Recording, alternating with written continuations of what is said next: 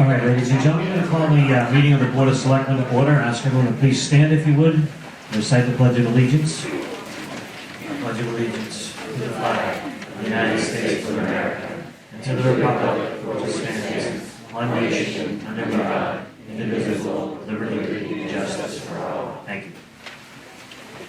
And now, ladies and gentlemen, I'll turn the microphone over to Mr. Todd Danforth, Master of Ceremonies. Todd?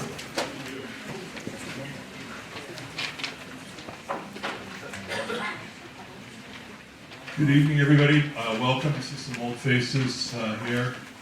For those of you who don't know me, I'm Todd Danforth. At one point, I was the Director of Youth and Family Services for the town, or the Youth Commission, as it was once called. And now I'm your yeoman middle school psychologist and MC.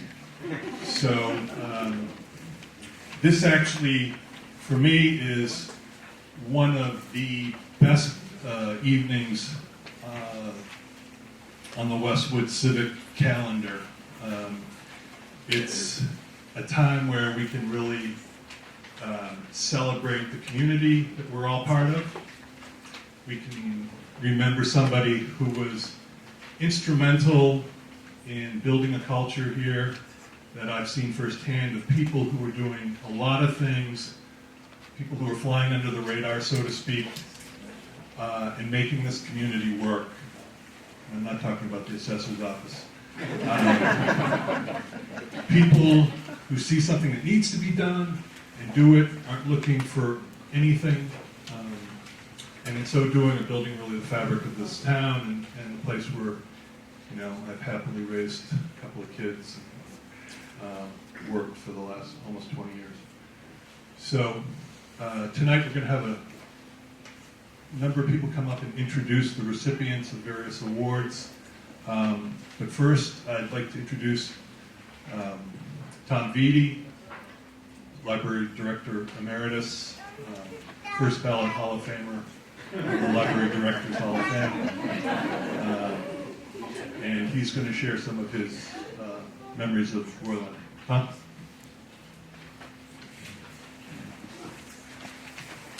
Thank you, Todd. I'm so glad to be here tonight, and it's nice to come back to the library as well. Happy to help recognize this year's recipients of the Roy London Humanitarian Award. My congratulations to all of you. And I am very pleased to share some of my memories about Roy London. As someone new to town in the early 1980s, I was eager to find people who could help me learn something about the town, its people, and how things really got done here. I remember people like Fire Chief Herb Wiggin, who was a great help among many others. But for me, it was Roy London who really stood out. Roy had already served the town as a member of the FinCom and the Personnel Board, I believe the Planning Board, and in many other volunteer capacities.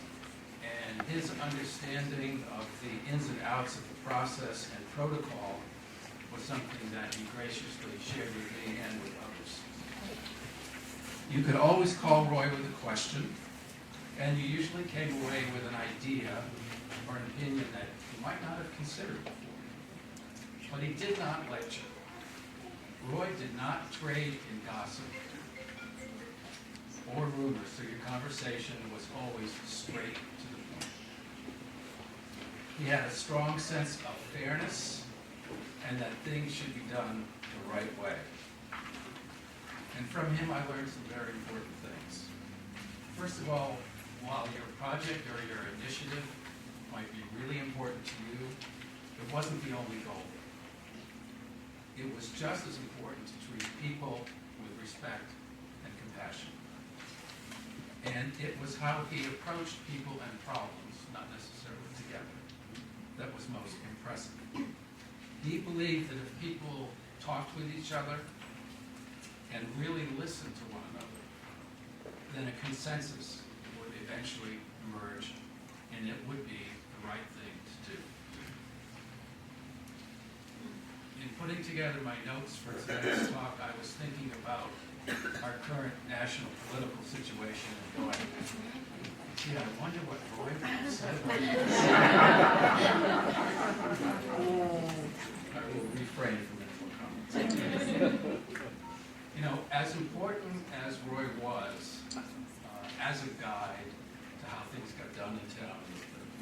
process, he was much more than that.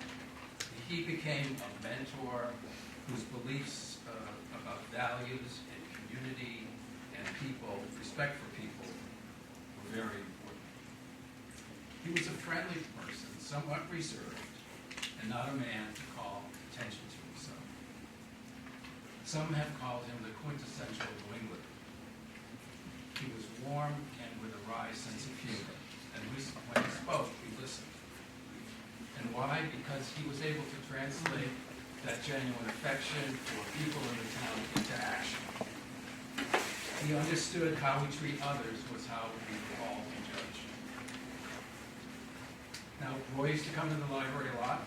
He was very well read. We would talk about world history, social issues, politics, a little sports, great conversationalist. There aren't many stories about Roy because he's not a character. He was, as I said, reserved. But there are a few that have been told over the years, and there's one that I can claim, I think, for the library and maybe for myself, because it involves us. But Roy once confessed to me that he defaced town property. Not once, but on a regular basis. And he wasn't sorry about it, and he was going to continue to do it.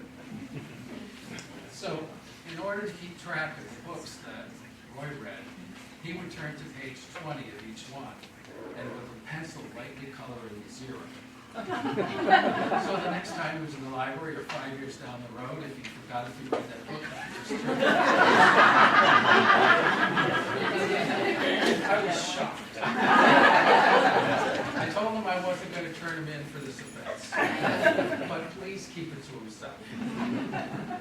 Now, we did tell library trustee Jerry Cronin, and Jerry's been dining out on this story for many years. You know that Roy's acts of kindness were done quietly with no desire for recognition isn't a surprise. I think if you were to get a group of people that knew Roy together, and they started to tell stories, each one would have something nobody else knew about, an act of kindness, something that Roy had done. After all, Roy was the guy, this is many years ago, he worked in Boston, he was in the insurance business.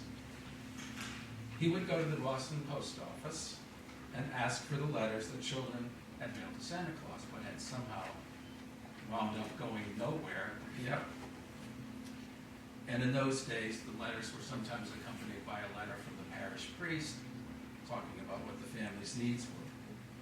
So Roy then enlisted the help of his fellow parishioners at First Parish, his beloved church, to not only fulfill some of the wishes in the letters, but the parishioners even hand-delivered the gifts all through Boston. And he did this for many, many years, until age got the better of him. As I've said, all of Roy's personal qualities were put together and on use on behalf of the town, not as part of a conscious plan, but that's just who Roy was. Someone who was always looking to make a contribution to make things better. Little wonder that so many people respected him. I suspect that if Roy knew about this award, he would be more than a little embarrassed, likely suggesting somebody else who might be better named for that. But once he knew that it was to recognize people in Westwood that had done really nice things for their neighbors, I think he would have been just fine. And if he were here tonight, I think he would want to talk to all of the recipients, each one. He would want to talk to Barbara and Emily, and Todd Sullivan and his crew, and the Transitional Assistance Committee. He would ask you how you came on this idea for this project. Did it turn out the way that you thought it would? And just as importantly, he would say, what are you going to do next? So, Roy's not here, but if you may, on his behalf, I'd like to thank all of you people for the great things that you've done for this community.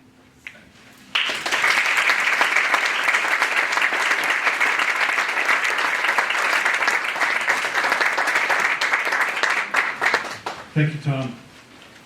I want to read a quote that Roy attributed to his dad and was fond of, and you find it on the awards that we're giving out today.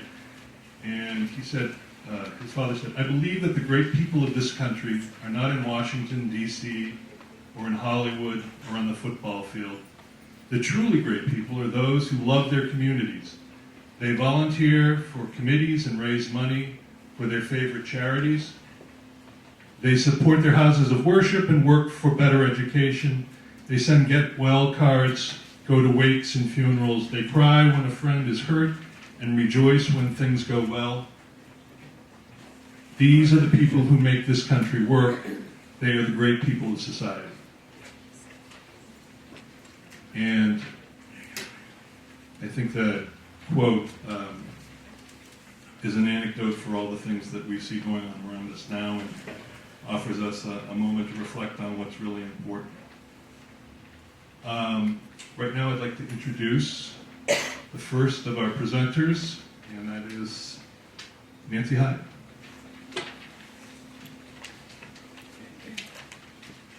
Good evening, everyone. As we embark on giving out these awards, I just want to reflect on a couple things. And Christine, tell me, is this the seventh year? Seventh year. We'll go with 7. So I just want to let you all know that the Board of Selectmen, within a year after Roy's passing, decided that we needed to do something special, unique, to recognize this man that some of you here know, but many of you don't. And I think just hearing the words you did from Tom, now you do a little bit. And we knew we wanted to do something really special. And we put together a committee, and it was one of the really more amazing experiences to hear a group of people who knew him come together and just contemplate, like, how do we capture this great man for all he did? And as the conversation evolved, we realized the humanitarian aspect was really such a special element of Roy, and as you now know, we came up with this award, so it's really an honor to hold this gathering again tonight. So on to the awards. Tonight's first recipient of the Roy London Humanitarian Award is quite special, as are all of them. This person has taken an idea and turned it into a highly successful nonprofit organization. Barbara Waterhouse is the executive director and founder of Circle of Hope. Barbara began as a volunteer with the Garage Ministry in the Christ Episcopal Church in Needham 20 years ago, collecting and delivering gently used clothing to provide to homeless shelters. In 2008, she founded Circle of Hope, a nonprofit organization in Needham, to expand this effort and help more of Boston's homeless individuals and families. What makes Barbara so special is her passion for helping others. And in doing so, she brings along many on her journey. She reaches out to others to support this very worthy organization. And as many of her friends know, and I know some of you are here tonight, you just can't say no to Barbara. She invites you to donate, to organize, to support the cause. She also provides opportunities within the Circle of Hope for students to receive community service hours. It is this type of leadership, commitment, and generosity that is quite infectious. Just like Roy London, Barbara identified a need and sought to address it. She didn't do this for herself, she did it for many, many others who have become the beneficiaries of her kind heart. It is my great pleasure to present one of this year's Roy London Humanitarian Awards to Barbara Waterhouse.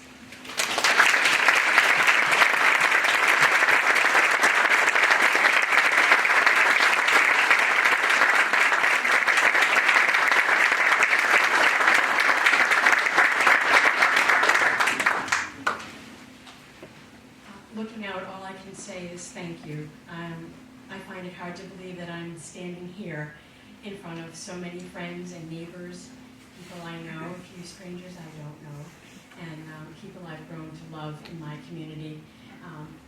Thank you so, so much for this incredible award. As Nancy said, Circle of Hope was an idea. It started out as a small idea of mine, and it became a dream come true for me. I worried about the people in Boston when homelessness was growing.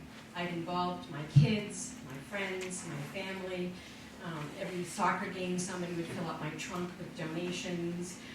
One of my friends organized my garage, worked there in the winter, and made sure that we had enough donations to share. But then homelessness kept growing and growing and growing, and I kept worrying and worrying. And what I know in my heart to be true is that if you worry about something long enough, if you worry about people long enough, you have to do something. Not doing something, I got permission from people who love me, who said, you know, really, it's okay, somebody else can do it, you've done your part. And when somebody gives you permission to give up, the voice in your head that says don't becomes the one that you absolutely have to follow. And so I followed that. I asked people to come with me. I invited a few friends to take my hand. I came up with a rough draft, and I do mean rough, draft of a business plan at Starbucks, right here on 109.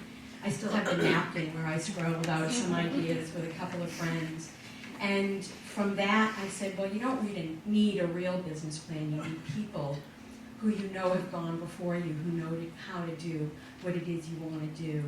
So I contacted nonprofit leaders, and I thought, I'm just going to send a blind email. Oh my, garage ministry lady from Westwood, whatever. But people said yes, they'd meet with me. I mean, I was shocked. I thought, who's going to meet with me? It's just a little idea. But people believe in the power of good. They believe that when you say, I want to help people, I have an idea, they'll give you, 15 minutes, and you better come up with a good idea.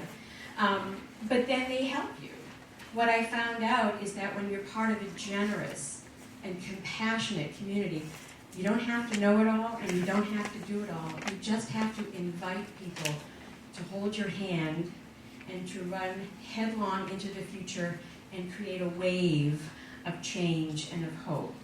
And that's what Circle of Hope has been for our community and beyond. There are people in this room who have held my hand, who've invited others, and yes, we've cajoled, and yes, we've talked a lot of people into a lot of things, but it's all for the good. There's so much need in the world, and there's so much good. And I want to say that I believe in the power of compassion, and I believe that generous people in our neighborhoods can change the world. I honestly believe it. I've seen it. My life has improved greatly by joining forces with people to work side by side at Circle of Hope with complete strangers who become friends. We find joy in the giving and in changing other people's lives and providing hope where there was hopelessness. Homelessness is a challenge, but it's a challenge that we overcome together. We provide tangible things for people, the clothing, Dignity Project items like socks and underwear and toiletries that seem so like something we can take for granted, but they tell a total stranger that we care about them in a very, very personal way. We care for them, we hold out hope for them when they're not quite sure they have it for themselves. And so I want to thank you for honoring me in this way. It's really incredible to me. I burst into tears when I was called, and I've been crying a little bit every day since, because for me, there is no greater honor than to be called a humanitarian. It speaks to my life's greatest goals. It speaks to my heart, that we can hold one another in community, that we can take care of each other, take care of our neighbors in community. And to be humanitarians together is my lifelong dream, and I can't thank you enough for choosing me this year for this honor. Thank you also for honoring the mission of Circle of Hope. It's so affirming. We've got a lot of good work ahead of us to do. Thank you all so much.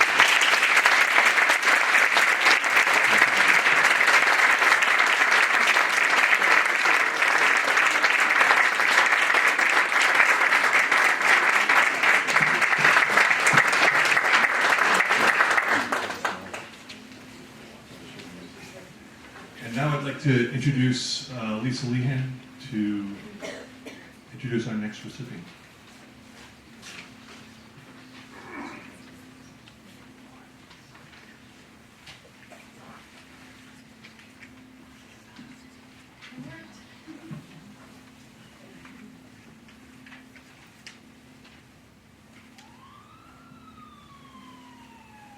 It's with tremendous pleasure that I introduce our next recipient for the 2006 Roy London Humanitarian Award, Emily Sugg. For those of you who are meeting her for the first time tonight, Emily is an outstanding member of our Westwood community. She lives on Willow Street with her wonderful husband, Paul, where they raised their two beautiful daughters, Katie and Hillary. And in the almost 30 years that Emily has lived here, she has done and continues to do so much for not only Westwood, but also our surrounding communities.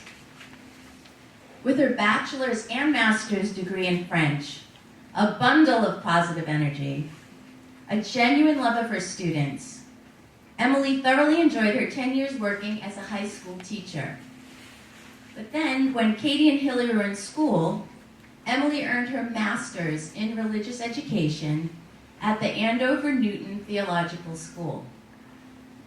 In 2001, Emily became the Minister of Children and Youth at St. John's Episcopal Church.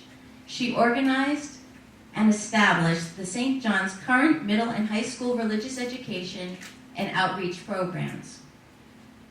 Reverend Dr. Jennifer Phillips of St. John's Episcopal Church describes Emily as unfailingly kind, hopeful, patient, hardworking, and a gifted teacher. Emily organizes support and youth volunteers for the Be Safe Kids summer program that provides fun, safe environment and academic enrichment for elementary and middle school students to help bridge the educational gap between poorly funded urban and wealthy suburban schools. Emily works with her students to arrange an annual spring picnic at Hale Reservation and an annual winter bowling event in Norwood for members of the Ecclesia Ministries Boston Common Cathedral, which is an outdoor church for people experiencing homelessness and their friends. Leading by example, Emily volunteers as a tutor and brings her high school students to tutor at the Church of Holy Spirit in Mattapan. Emily organizes and brings her middle school students to volunteer at the Abundant Table in Norwood. Emily also organizes and brings her high school students and some adult volunteers to prepare and serve food for homeless people at the Oasis Ministry in Boston. As Emily's students serve the food, they provide much needed and appreciated social interaction through friendly conversation and kindness. Emily also brings her high school students to serve dinner and socialize at the Epiphany School in Boston, which is an independent, tuition-free middle school for children of economically disadvantaged families from Boston neighborhoods. The Epiphany School's mantra is, never give up on a child. Doesn't that sound a lot like Emily too? Reverend Phillips says that Emily has helped the spiritual and academic formation of Westwood kids for decades. We say Emily truly embodies the spirit of Roy London. Thank you, Emily. You are an example for all of us. Your many compassionate and charitable actions continue to make Westwood a better community. Thank you.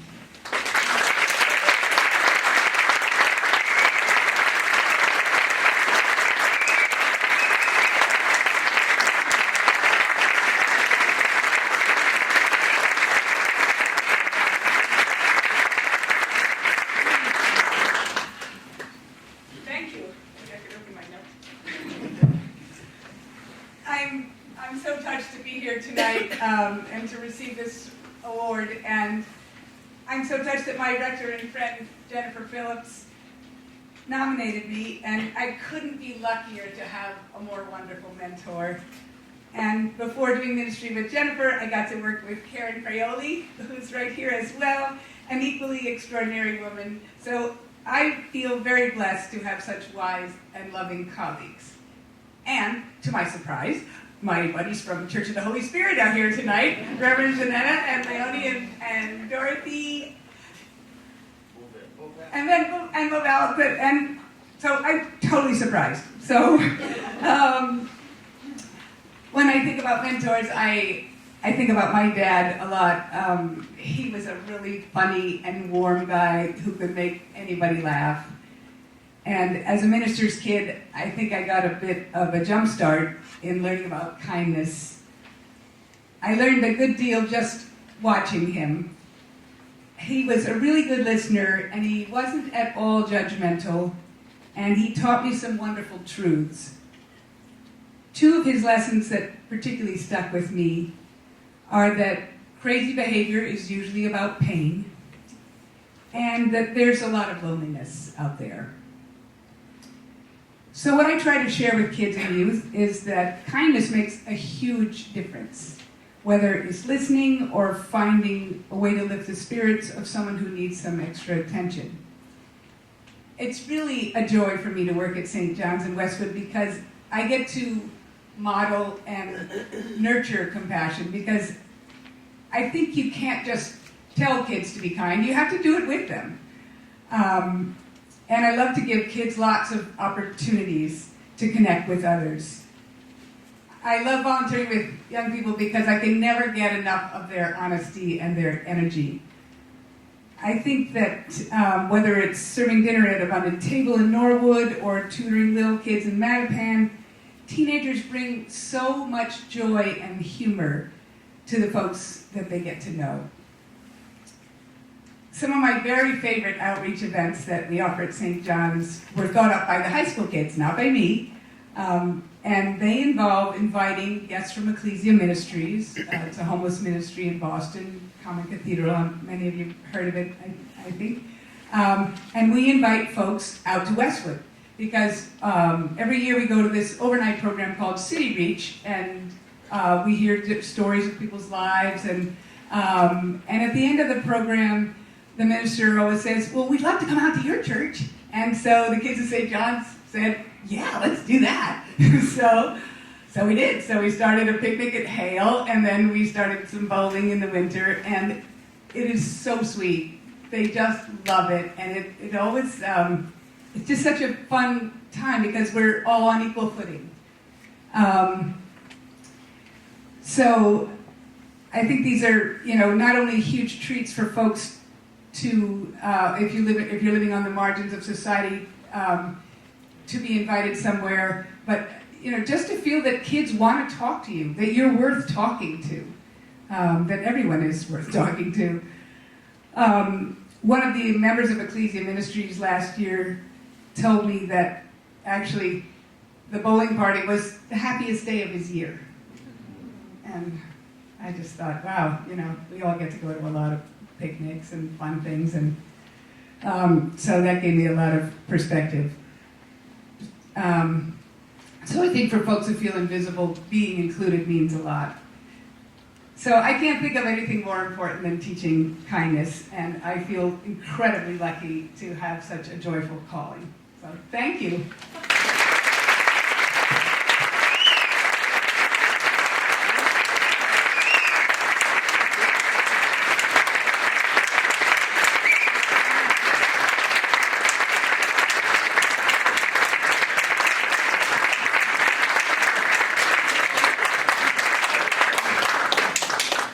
Thank you, Emily. Over the years, I've had a bunch of opportunities to work with Emily, and she has amazing energy. She gets it. She's one of those people she gets it. Her energy, I sort of often leave feeling inadequate, but I'm working on that. So next I'd like to have Mike Gillette come up and introduce The next recipient, Michael?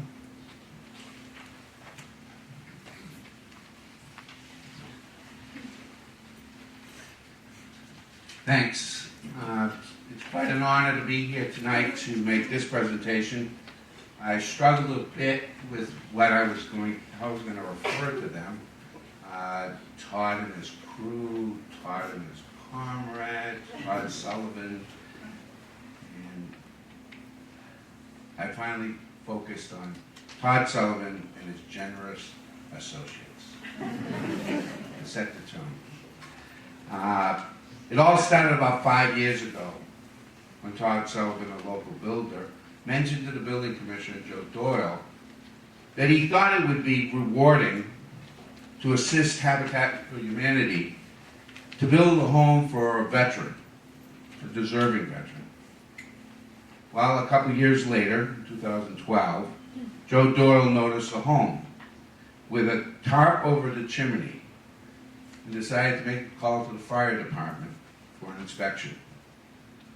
The inspection revealed a leaky roof, damaged ceilings, unhealthy conditions inside the home that was adverse to a family living there, which was a father and 3 children. Upon further investigation, it was revealed that the father was a veteran who had served 2 tours of duty during that time, his HVAC business had faltered. And although he was working in the Cambridge company, he was overwhelmed with some debt and unable to address the issues he was being confronted with. Joe, recalling that earlier conversation with Todd, called him and explained what he had found. Todd immediately sprung into action, calling friends and local businesses for donations of labor, money, materials, food, and their talent. And together over the next several weeks, the team repaired the roof, the chimney, the ceilings, the bathrooms, making the house safe and habitable for the family. The car that the father, the veteran, was using to commute to Cambridge about this time happened to develop engine damage, engine problems, and so others stepped in and replaced it. A couple of financial experts stepped forward and helped the veteran resecure his mortgage and his business debt to the point that he was able to reopen his HVAC business, which is still flourishing today. Periodically, members of the team check back to make sure things are going well with this family. So, a few years later, more recently, Joe and the health director, Linda Shea, called to tell me that there was a family of young adults that were in trouble. The children of this family were living alone in their grandmother's home. The facts were that the grandmother had taken over the care of these 4 grandchildren some years ago. She had fallen ill, and it appeared that she would not be able to return to the home and care for herself or the children or the young adult. One of the children, who was in his early 20s, was supporting the 2 younger boys, brothers, on an income he was earning changing oil at a local Valvoline shop. An inspection of the home indicated the plumbing and the heating units were not functioning. At Joe's suggestion, Todd was called again to see if he and his team could mobilize, and they immediately sprung into action again. They gave the son parts to fix the toilet. He did such a good job that the plumbing inspector recommended the young man to an apprentice for a company he was aware of, which eventually will result in his becoming a licensed plumber. Dorrance Recycling provided a dumpster for the home, and the boys were then able to clean out the house, which had become cluttered, and Dorrance picked up the dumpster at no charge. The son was given a boiler by his new employer, but he didn't know how to hook it up. So here is a perfect example of paying it forward. The veteran, who had been helped in the first instance, returned the favor. And he worked with the son to to hook up the boiler and get the heating working again.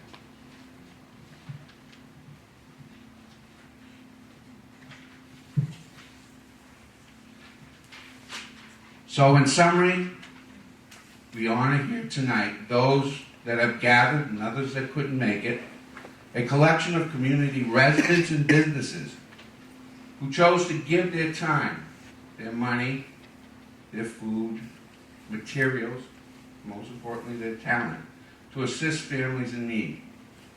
These families were not asking for help. They were simply identified, as others have been, by a couple of Westwood employees who had the compassion to notice and the gumption to reach out.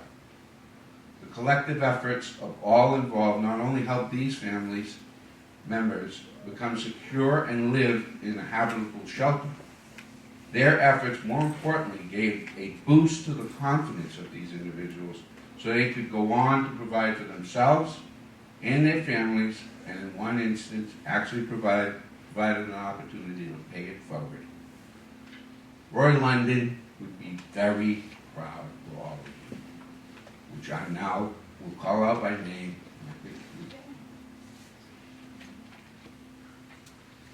So I'll just say the names in their companies. Rob Atkinson of Center T Corporation, Tom Duwick of Home Depot, Tony Musto of Hyde Park Masonry, Janet O'Connor of Roach Brothers, Maria Casapolis of Islington Pizza, Todd Sullivan of Sullivan Construction, Danny McKinney of Bosco Crane Company, Tony Walsh of Mayo Construction, Dave Nehan of Dave Nehan Roofing, John Dowling of Harold Dowling Masonry, Paul Kavanaugh of Kavanaugh Roofing, Brian Sweeney of Sweeney Corporation Construction, the Boy Scout Troop 1 of Islington, Sergeant Kevin McDonald with Westwood Police Department, Peter Frody, resident, Jamie Blue, resident, Rich Wade, resident, and Roy Erickson, resident, and finally town staff, Joe Doyle, building commissioner, Linda Shea, the health director, and Harry Knight, the plumbing inspector.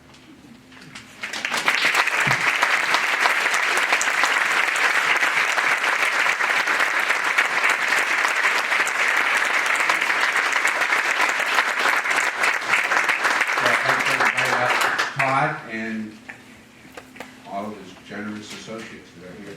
Thank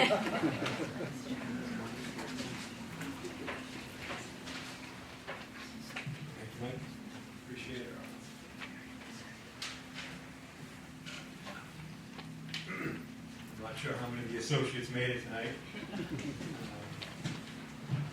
Just a blanket statement. This project was easy for me. I had the privilege to build a lot of these big, elaborate homes. Every project that I'm on, I employ this many or more men. So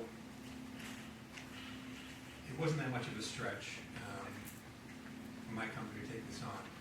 So I'm humbled to be up here and be mentioned with tonight's recipients and past recipients.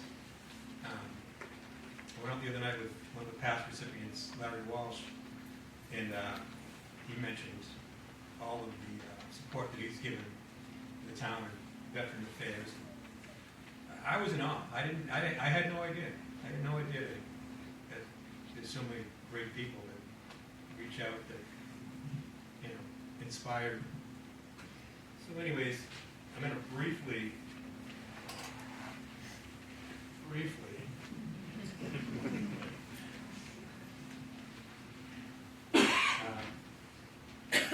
let's mention a few people. Peter Frody and I, we met the soldier at his house, and Peter's a banker. He set up my kids' college fund. And there's a cliche: you can't BS a banker. So we essentially vetted the soldier and made sure that what he was asking for, you know, was legit. And there was a lot of honesty. going both ways. And he met us in his driveway, which I thought was interesting. So, you know, it was simple. I called a handful of guys, set up some supplies.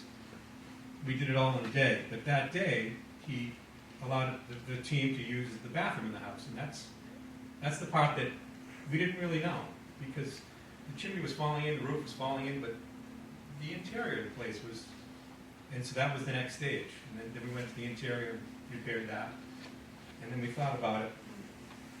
And Peter, my team fixed the structure, but Peter Brody, Jamie Blue, I call them money guys. They did these behind-the-scenes stuff that really put his house financially in order. And you know, those guys really have to be commended. What they did was enormous. What I did was simple. It was another day of work for me. So yeah, he did a great job. The Eagle Scouts from Eagle Scouts from Islington. There was probably 8 of the troops, right?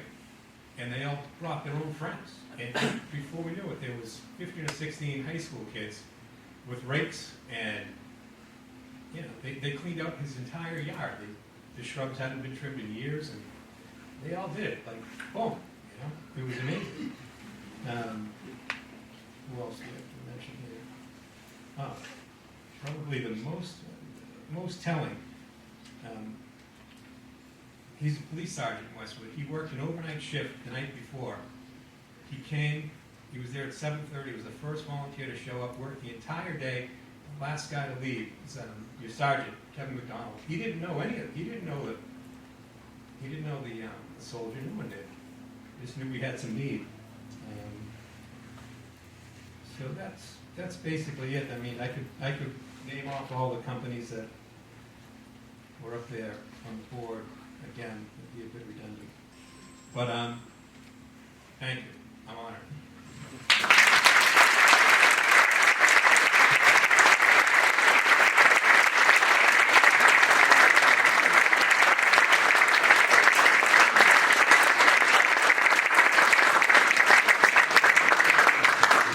Thanks, Todd. Obviously, a kind of compassionate guy. Happens to be named Todd. Coincidence? I think not. And now Bart Belisle will come up and introduce our next group of recipients.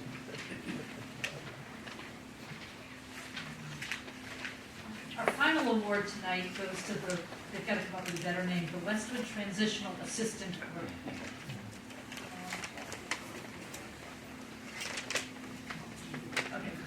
Back in 2014, Dottie Powers, our town clerk, got a birth certificate in the mail, into her office. And it was for a family that was living at the Budget Inn on Route 1. She made an inquiry, she called them up and found out there was a homeless family living there, and started talking to the father and discovered that there were some needs that they wouldn't be met. They didn't have any transportation. They needed to get to well child visits and all. So she ran down the hallway to Mike Gillette and said, Mike, we need to do something. And that's the motto of the group, we need to do something. I think that's the motto of everything that's happened tonight. So Mike Gillette asked Danielle Sutton, who's the Director of Youth and Family Services, to take the lead in pulling a group together to see what kind of support could be given to these families.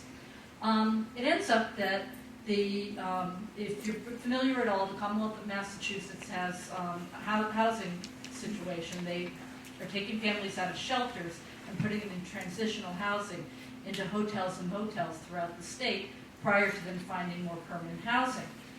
So the Budget Inn had been converted into one of these motels. Now, if you know where the location is, it's a very isolated location, not convenient to walking to any facilities, any stores, no immediate public transportation there.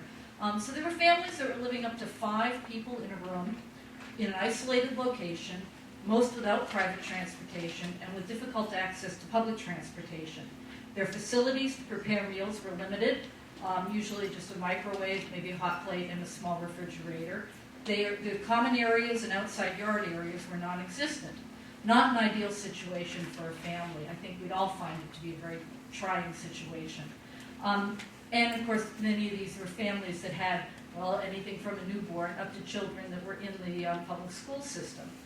In addition, there was a balance that was needed to be met of respecting confidentiality and providing needed services, all with the combined goal of having these families transition back into stable housing.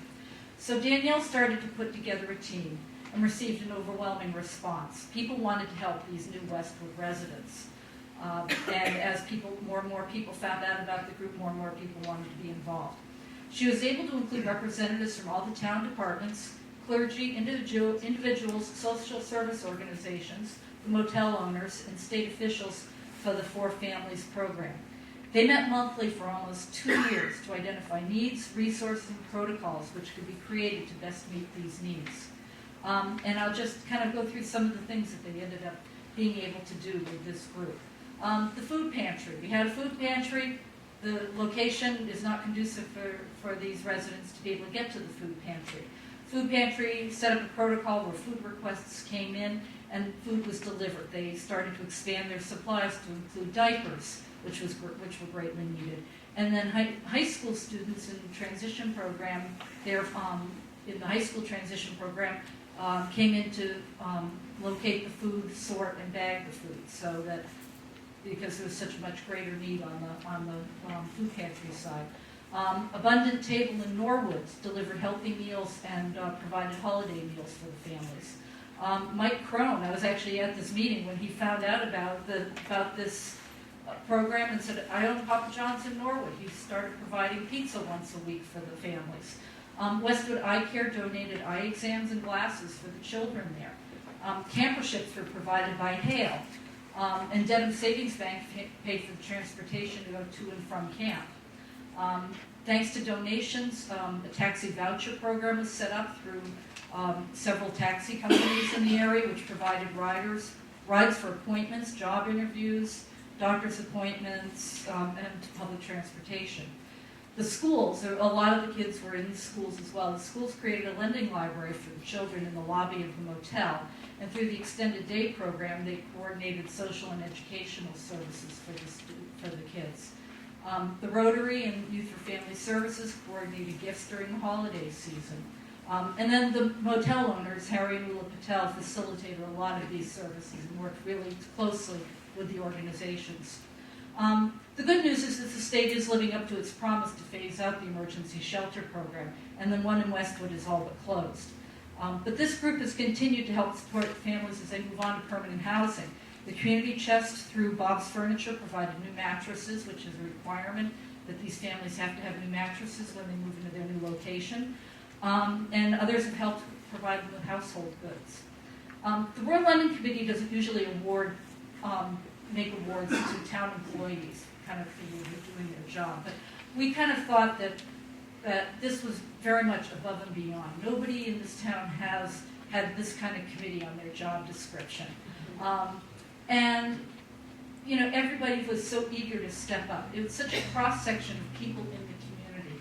These families weren't taxpayers. They weren't voting in our elections. They might never, ever have been to Westwood before or be able to even find us on a map. But they were here for a brief time, and they were ours, and the town welcomed them. It's been suggested that this group remain intact to identify other ways coordination of resources like this may be used to help Westwood residents. And as I was looking at the work of this committee, I thought to myself, Roy would have sat on this committee. And the funny thing is, afterwards, I read something Mike Gillette said, and he said, I think Roy would have sat on this committee. So I think it's unanimous that we agree that this is just the type of thing that Roy would have loved, that we were helping each other, each in their own way, and really try to make things better for families in their time of crisis. So on behalf of the Royal London Humanitarian Award Committee, we congratulate the Transition Assistance Group on their award tonight. And then receiving the award is, and I apologize, I was given this list, so Danielle Sutton. Is Danielle here? She's going to help. She is here. Okay, we're going to have her. She was here. Anyway, she's on maternity leave, so she's here.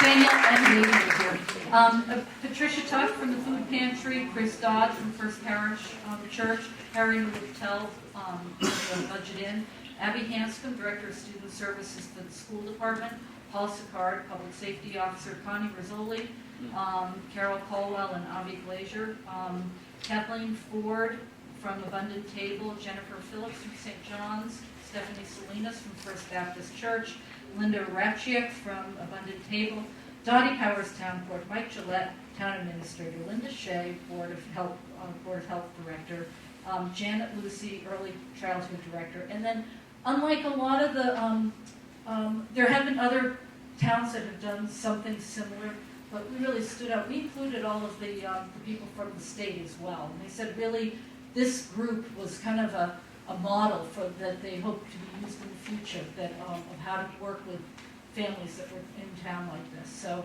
I also want to recognize Deborah Shields, Marissa Marlowe, Laura Wilcox, Jonathan McCurdy, and Gretchen Boltz.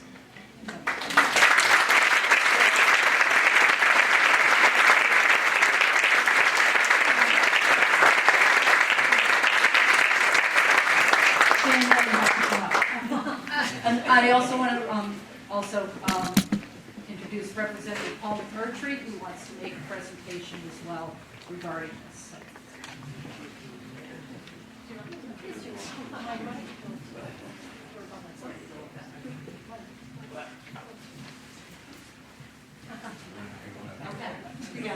Good evening. Thank you very much. I do want to take a moment to congratulate all the award recipients, Barbara, Emily, and Todd, and everyone who is part of each of the respective committees. I have to tell you, I am extremely proud to represent a community such as Westwood, and the work, the civic engagement, the volunteerism, and the compassion that each and every one in this room have and beyond to make a difference in so many people's lives.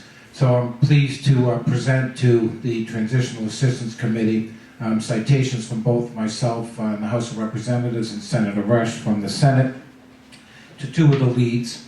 And it says, be it hereby known, the Commonwealth of Massachusetts House of Representatives offers its sincerest congratulations to the Westwood Transitional Assistance Committee in recognition of being chosen the 2016 Roy London Humanitarian Award recipient for your compassion, commitment, dedication, and humanity. The entire membership extends its very best wishes and expresses hope for future good fortune and continued success in all endeavors. It's given this 28th day of April 2016, signed by the Speaker of the House, Robert DeLeo, and me as your proud state representative. So thanks and congratulations.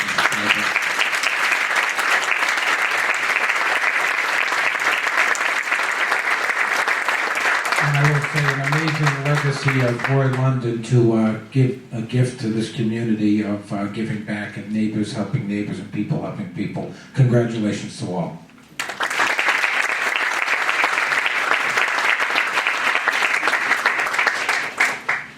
I love talking off the cuff. No, I just want to thank everyone who was a part of the committee, and thank you to the Roy London Committee for giving the group this award.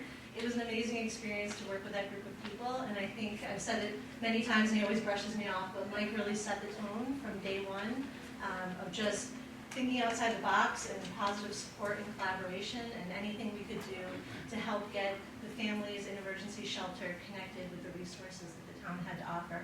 And I think it's something that I'm always proud to work in Westwood and for Westwood, but this was something that was inspiring on a number of levels. And so I think everyone in the town should feel really proud of the work that people in the town did on your behalf and on behalf of those families. Thanks so much.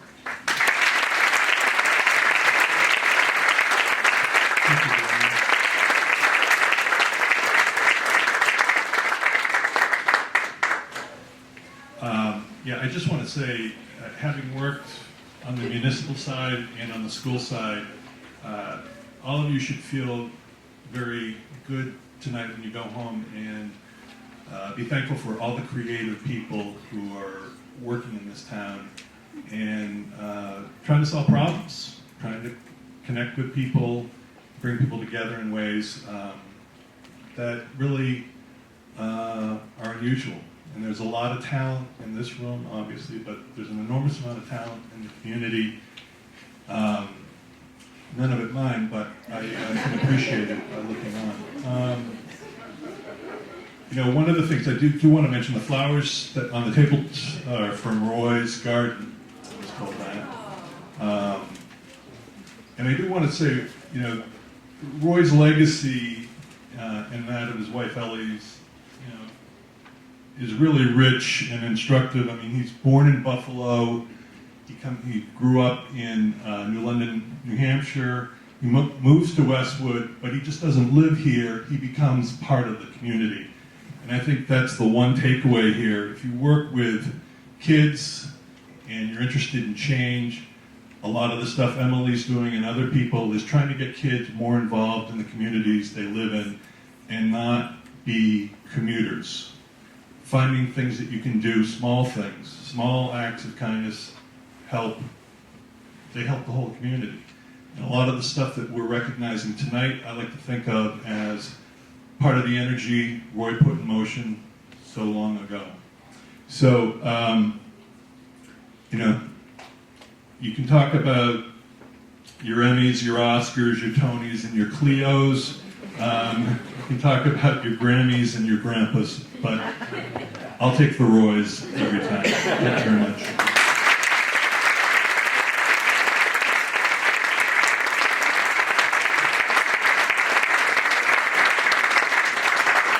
We'd like to have all our recipients come up and take a picture, of course. And as an official Board of Selectmen, may I have a motion to... I have a motion to adjourn and a second. Then all those in favor? Aye. All right, we have refreshments outside in the hall. So ladies and gentlemen, please enjoy. And of course, a nice round of applause for all our recipients. And we'd like to thank everyone for joining us this evening. Thank you.